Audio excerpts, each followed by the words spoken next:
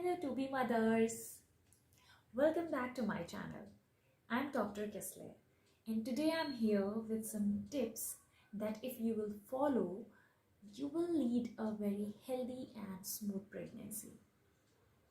सबसे पहले मैं आपको डिस्क्लेमर देना चाहती हूँ जो चीज़ें आपको नहीं करनी है अपनी प्रेगनेंसी में.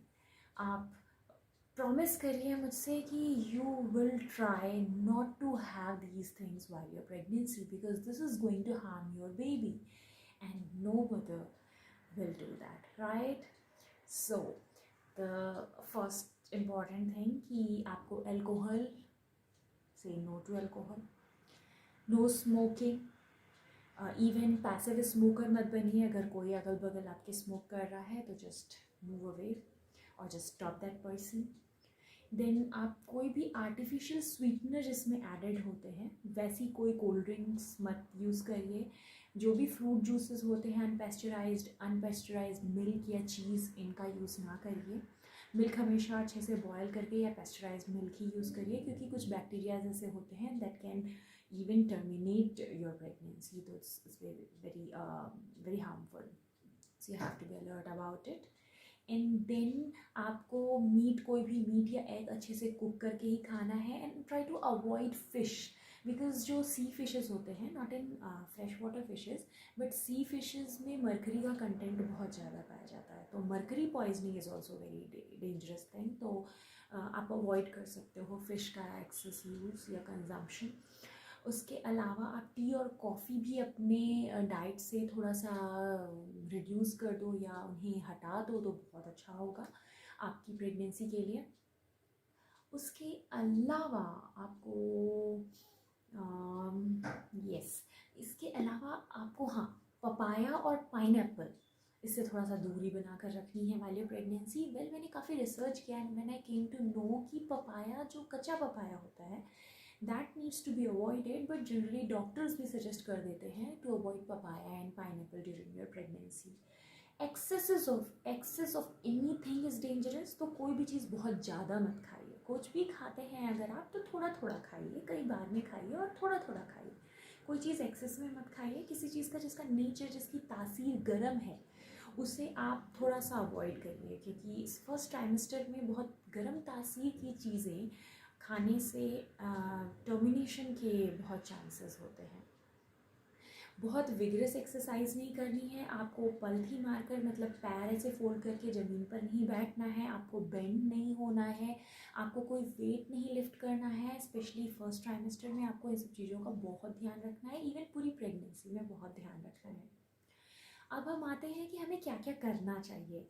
The tips which you need to follow while your pregnancy.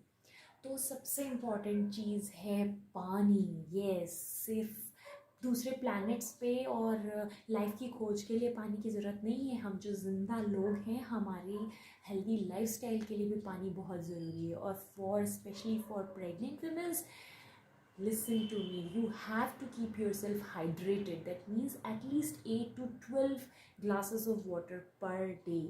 इसको आप एक चार्ट बनाइए एंड यू स्टार्ट टिकिंग कि आपने कितने ग्लासेस पिए हैं.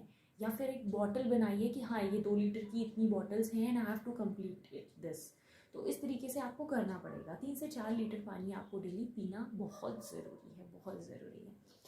इसके बाद आता है कि आपको जो डाइट लेनी है डेली, वो 5-6 छोटे छोटे मील्स में आप उनको तोड़ दीजिए. और ओवर ईटिंग मत करिए. थोड़ा थोड़ा खाइए, थोड़े थोड़े गैप में खाइए. और आपके जो मील में आप इंक्लूड करिए हर तरीके के, हर ग्रुप ऑफ फूड्स को इंक्लूड करिए. आप 5 टाइप्स ऑफ फ्रूट्स और 5 टाइप्स ऑफ डिफरेंट वेजीज़ को अपने फूड में, डेली डाइट में इंक्लूड करिए. It's not at all tough because I have done it and now this has become my routine. तो ये बिल्कुल टफ नहीं होता है. मॉर्निंग में उठे, आप एक बनाना खा लिया, एक फ्रूट हो गया, राइट? नाश्ता वाश्ता कर लिया. उसके बाद जो बीच के टाइम में थोड़ा सा गैप मिलता है, उसमें आपने कोई एप्पल ले लिया या संतरा उठा के खा लिया. शाम को तो फ्रूट्स अवॉइड करते हैं बट 2 बजे के पहले, जब तक आपका सन सेटिंग वाला कंडीशन नहीं आता है, उससे पहले आप 2 बजे से पहले एक अमरूद खा लिया. आपने लंच के आगे पीछे थोड़ा बहुत खा लिया. तो ऐसे करते करते आप 4-5 फ्रूट्स और वेजीज़ मिलाकर आप खाइए.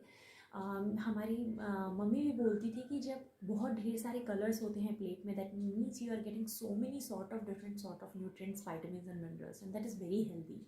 तो ये आप अपनी डाइट का एक हिस्सा बनाइए, इससे आपको बहुत अच्छे न्यूट्रिएंट्स मिलेंगे और आपके बेबी के डेवलपमेंट में भी बहुत हेल्प मिलेगी। आपको एक हेल्दी बेबी की अगर इच्छा है तो आपको ये सब करना पड़ेगा, मेक इट अ हैबिट। और इसके बाद आपको जो सप्लीमेंट्स डॉक्टर आपके प्रिस्क्राइब करें उन्हें आप नियम से खाइए। सबसे इम्पॉर्टेंट होता है फॉलिक एसिड, आयरन और कैल्शियम। ये तीन आपको कंसीव करने से पहले और ड्यूरिंग प्रेगनेंसी और वाइल ब्रेस्ट फीडिंग आपको ये करना बहुत ज़रूरी है, क्योंकि ये नॉर्मल और अच्छी ग्रोथ ऑफ बेबी के लिए बहुत ज़रूरी है। इसके साथ आप इंक्लूड कर सकते हैं DHA, which is found to be to play this plays very important role in brain development of baby. तो ये ओमेगा 3 फैटी एसिड्स में का फॉर्म है, तो आप DHA वाली चीज़ें ले सकते हैं।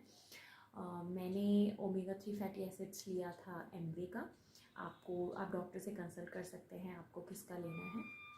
ये आप सप्लीमेंट्स लीजिए ड्यूरिंग योर प्रेगनेंसी।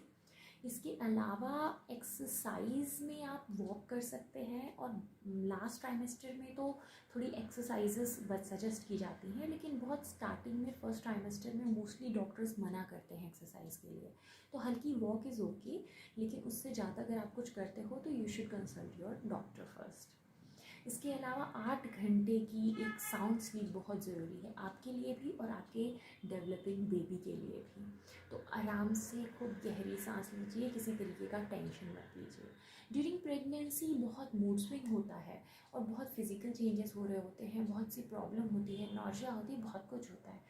तो अपने मूड को काम करने के लिए आपको अगर रीडिंग की हैबिट है तो आप अच्छी बुक्स पढ़िए जो पॉजिटिविटी लाए। कोई भी क्राइम वाली बुक मत पढ़िए कि आपको बुरे बुरे सपने आने लगे, प्लीज़। तो पॉजिटिव और कॉमेडी बुक्स आप पढ़ सकते हैं। और इसके अलावा अगर आपको म्यूज़िक का शौक़ है, आप म्यूज़िक सुनिए या कोई म्यूज़िकल इंस्ट्रूमेंट सीख लीजिए, इट्स वेरी गुड। और आपको गार्डनिंग पसंद है तो करिए, बहुत अच्छा मूड फ्रेश करता है। मैं पर्सनली गार्डनिंग करती थी, म्यूज़िक सुनती थी, और मैंने कुछ बुक्स भी पढ़ी हैं। और जो बुक्स मैंने पढ़ी हैं तो मैं एक और वीडियो बनाऊँगी जिसमें बुक्स के बारे में डिस्कस करूँगी और उन्हें रिव्यू करूँगी। दैट आई होप कि वो आपको मदद करेगी इन चूजिंग बुक्स जो आप रीड कर सकती हैं ड्यूरिंग प्रेगनेंसी। इसके अलावा एक और इम्पॉर्टेंट चीज़ है, कंफर्टेबल कपड़े पहनिए वाइल प्रेगनेंसी, क्योंकि अगर टाइट कपड़े हैं या किसी का रबर या नाड़ा बहुत टाइट है, या ऊपर के भी कपड़े अगर आपके बहुत टाइट हैं, इनर वियर्स बहुत रिलैक्सिंग होने चाहिए, तो आप अपने कपड़ों पर ध्यान दीजिए, बहुत ही रिलैक्सिंग कपड़े पहनिए वाइल प्रेगनेंसी। ऐसे हमेशा ही बहुत ही आरामदायक कपड़े पहनने चाहिए क्योंकि वो आपको आराम देते हैं ऑब्वियसली। तो खाने पीने की चीज़ हो गई, पानी की चीज़ हो गई, ये सब हो गई। अब मैं कुछ अपना बहुत पर्सनल आपके साथ शेयर करूँगी। मैं बहुत रिलीजियस नहीं हूँ, बट स्टिल मैंने ड्यूरिंग प्रेगनेंसी थोड़ा मेडिटेशन स्टार्ट किया। वो मेडिटेशन से मैंने अपने अंदर बहुत चेंजेस महसूस किए जो कि पॉजिटिव रहे। मुझे अपनी जितनी भी प्रॉब्लम्स थी वो मेरी सबसाइड होने लगी। उसके अलावा मैं म्यूज़िक बहुत सुनती थी। मुझे लगता है म्यूज़िक थेरेपी बहुत अच्छी थेरेपी है। अगर आप किसी भी तरीके की प्रॉब्लम में हैं और आप गाना गुनगुना लें या गाना सुन लें तो आपका आधा टेंशन कम हो जाता है। मैं प्रेगनेंसी में हनुमान चालीसा सुनती थी, जो कि मैं पहले नहीं सुनती थी। और मैंने एक बहुत ही मैजिकल चीज़ ऑब्ज़र्व की अपने साथ कि जब मैंने डिलीवर किया अपना बेबी, और उसके बाद फर्स्ट 15 डेज़ बहुत टफ़ थे, क्योंकि मुझे जो स्टिचेस लगे थे वो स्ट्रेच कर गए थे और मुझे बहुत पेन था, और मेरा बेबी उतना ही क्रैंकी था। फर्स्ट 15 डेज़ वो बहुत रोता था, तो मेरे लिए बहुत टफ़ होता था मैनेज करना। बट मैंने बहुत ये नुस्खा अप्लाई किया कि मैं जब भी वो प्ले करती थी हनुमान चालीसा या वो म्यूज़िक्स जो मैंने वाइल प्रेगनेंसी प्ले किए थे, आई थिंक कुछ वाइब्रेशनल मैच है बच्चे का उसके साथ, कि जैसे ही मैं हनुमान चालीसा प्ले करती हूँ या वो म्यूज़िक्स प्ले करती हूँ जो मैं सुनती थी, तो मेरा बच्चा अचानक से चुप हो जाता है एंड स्टार्ट स्माइलिंग। तो इससे बड़ी मदद क्या मिल सकती है एक ऐसी माँ को जो इतने पेन में हो और उसे अपने क्रैंकी बेबी को चुप कराना हो एक म्यूज़िक चलाने से। अगर का बात बन जाए। तो आप ये नुस्खा अप्लाई करके देखना और मुझे ज़रूर कमेंट्स में बताना कि क्या ये आपके साथ भी काम किया।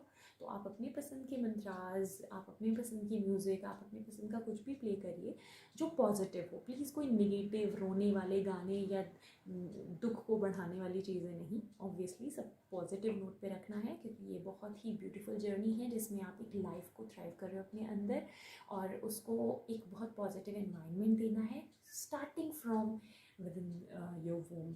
फिर वो बाहर आएगा और एक पॉजिटिव एटीट्यूड को लेकर आएगा।